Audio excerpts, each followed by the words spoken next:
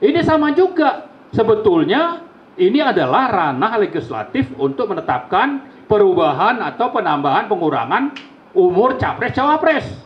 Tapi dengan intervensi tekanan dari presiden kita ini, maka lahirlah putusan MK 90 dan jadilah Gibran itu menjadi cawapres. Dan ini terjadi karena apa? Karena ada pelanggaran konstitusi. Kenapa kita sebut pelanggaran konstitusi? Apa tadi definisinya itu? Ini adalah pengkhianat negara. Jadi yang melanggar konstitusi itu sudah dirumuskan dalam undang-undang pemilu adalah pengkhianat negara. Ya, jadi karena begitu pentingnya atau beratnya kejahatan yang sudah dilakukan oleh Presiden Jokowi, maka kalau kita pakai istilah cawe-cawe, ini kan seolah-olah melunakkan ya, seolah-olah menetralisir atau menganggap ini satu hal yang remeh-temeh. Padahal presiden kita ini sudah melakukan pengkhianatan terhadap konstitusi. Dan kalau kita bicara bahwa negara ini adalah negara hukum sesuai pasal 1 ayat 3 Undang-Undang Dasar 45, maka sudah jelas ya bahwa kalau bicara hukum, bicara konstitusi, presiden ini dan juga bicara undang-undang, presiden ini sudah berkhianat kepada negara. Karena itu sudah sangat pantas untuk dimakzulkan. Nah, yang jadi masalah ini tidak bisa berjalan karena DPR-nya itu dikendalikan oleh eksekutif juga. Ini yang saya sebutkan tadi, intervensinya itu bukan cawe-cawe tapi tekanan sambil menggunakan orang-orang atau kekuasaannya untuk mengendalikan orang-orang yang tersandra kasus korupsi untuk menjalankan agenda presiden yang otoriter ini gitu. Jadi kalau kita bicara tentang siapa presiden kita ini untuk kita bilang dimakzulkan, kalau bicara bahwa kita negara ini dijalankan secara hukum, hukumnya sudah jelas.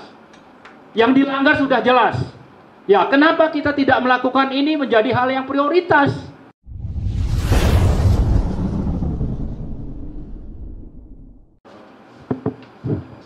Terima kasih Om Lim. Assalamualaikum warahmatullahi wabarakatuh.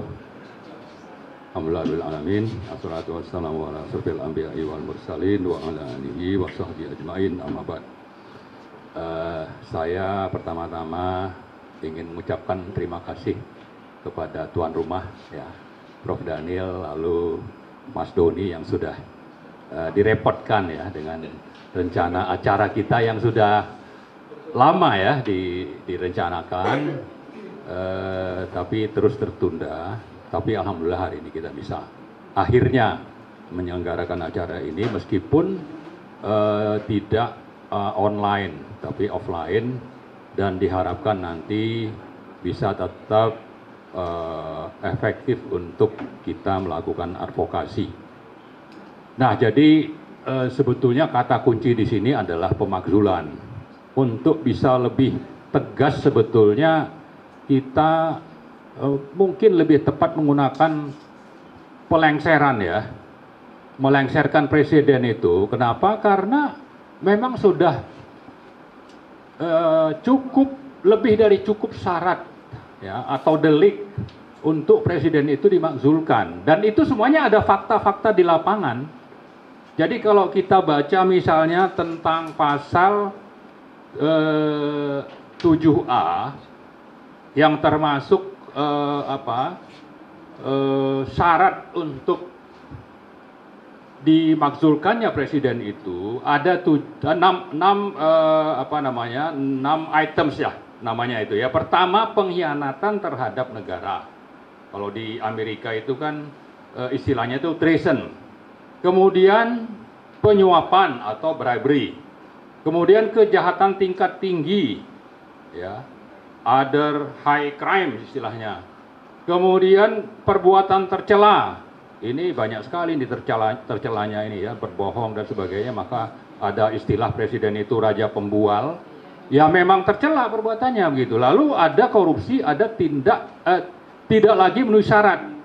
Tapi yang keenam ini mungkin lebih kepada kita bicara tentang mungkin ya kaitannya dengan kesehatan dan sebagainya. Tapi 5 hal penting ini yaitu pengkhianatan terhadap negara, penyuapan, kejahatan tingkat tinggi, perbuatan tercela dan korupsi, sebetulnya ini adalah delik-delik yang dengan itu pemakzulan itu sudah seharusnya dilakukan. Nah, masalahnya memang kita dengan sistem pemerintahan yang sekarang itu akhirnya apa yang sudah diatur dalam pasal 7A Undang-Undang Dasar 1945 tadi itu tidak bisa terlaksana. Kenapa bisa seperti itu? Karena memang presiden itu sudah bertindak otoriter. Presiden itu sudah bisa mengintervensi, mengendalikan, mengancam. Siapa yang diancam, siapa yang dikendalikan itu adalah dua cabang kekuasaan yang lain. Maka kalau kita bicara trias politika, itu ada kekuasaan kehakiman, ada kekuasaan legislatif, ada eksekutif. Nah, yang jadi masalah ini karena otoriternya presiden kita ini, maka yang dua lagi ya, yudikatif dan legislatif ini sudah berada di bawah kendali presiden. Dan fakta-faktanya sudah bisa kita tunjukkan. Maka saya ingin sedikit menukil tentang apa sih yang disebut dengan misalnya pengkhianatan terhadap negara. Ini ada definisinya di pasal 169 Undang-Undang Nomor 7 Tahun 2017 tentang Pemilu. Yang dimaksud dengan pengkhianatan itu adalah tidak pernah terlibat gerakan separatis, tidak pernah terlibat gerakan inkonstitusional dan kekerasan untuk mengubah dasar negara. Kemudian tidak pernah melanggar Undang-Undang Dasar 1945. Nah, tidak pernah melanggar Undang-Undang Dasar ini, kalau kita lihat di lapangan, misalnya salah satu contoh itu bagaimana Presiden Jokowi itu merubah undang-undang tentang KPK nomor 30 2002 menjadi undang-undang 19 2019. Bahwa kalau kembali tadi kepada trias politika, bahwa lembaga yudikatif, KPK ini termasuk yudikatif, itu harus dijalankan secara otonom dan bebas intervensi. Dengan dilakukannya perubahan oleh Jokowi tadi, ya, undang-undang KPK ini, maka disebutkan KPK itu masuk dalam rumpun eksekutif, dituliskan itu. Kemudian ada yang namanya Dewan Pengawas yang mengendalikan komisioner KPK itu. Dan ini berada di bawah kendali presiden. Artinya ini kan sudah menjadi fakta. Kalau bicara intervensi eksekutif kepada lembaga yudikatif seperti misalnya tadi merubah undang-undang KPK, itu sudah ada buktinya. Kemudian yang berikutnya kita bicara tentang putusan MK nomor 90. Ini sama juga. Sebetulnya ini adalah ranah legislatif untuk menetapkan perubahan atau penambahan pengurangan umur capres-cawapres.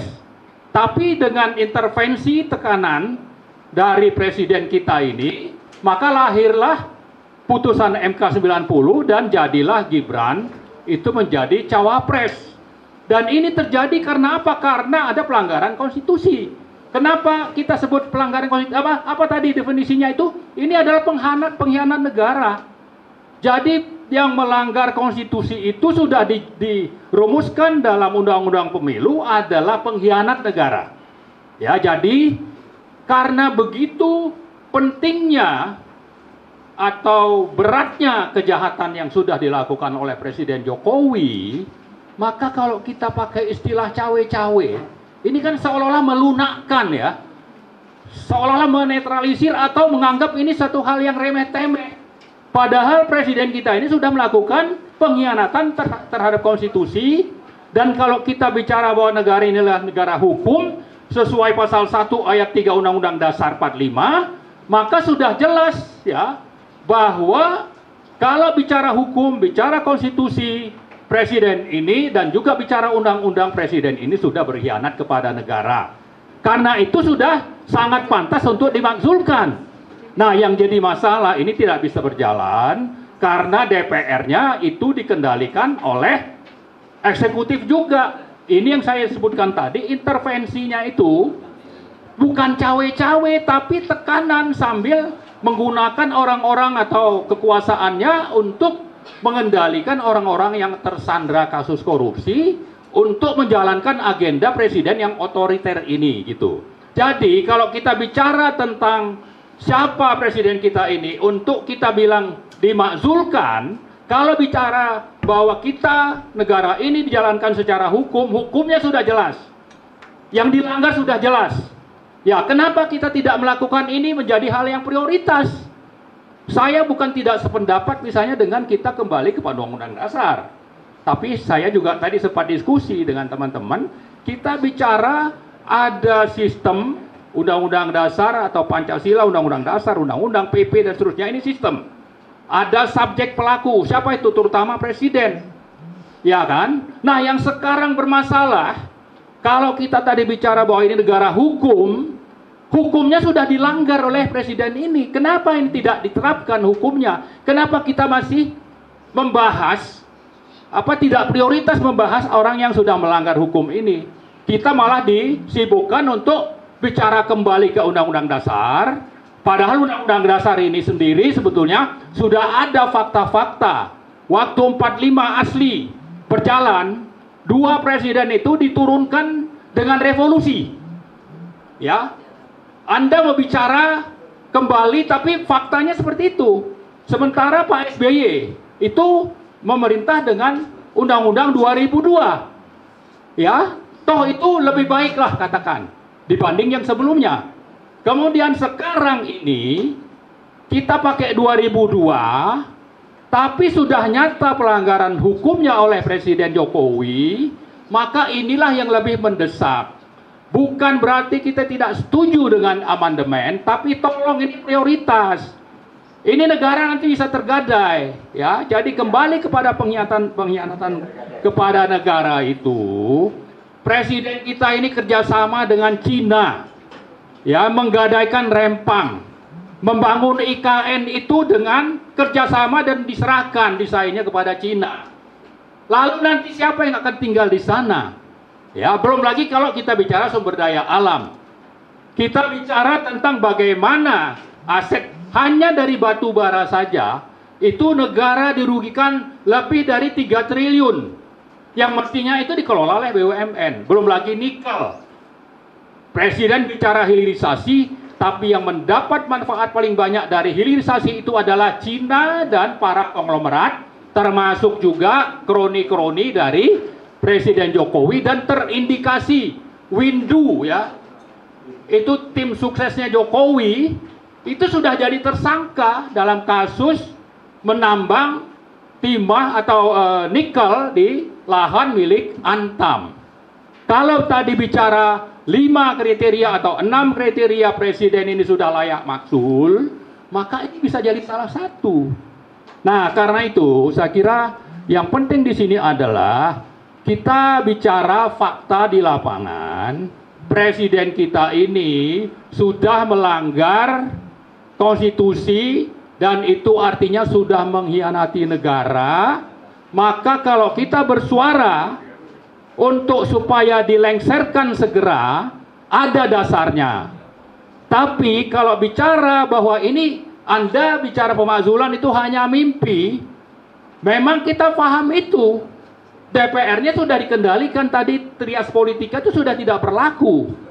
Siapa ketua-ketua atau pimpinan partai itu semua ada di bawah kendali presiden. Siapa yang coba-coba untuk melawan itu langsung bisa masuk bui misalnya.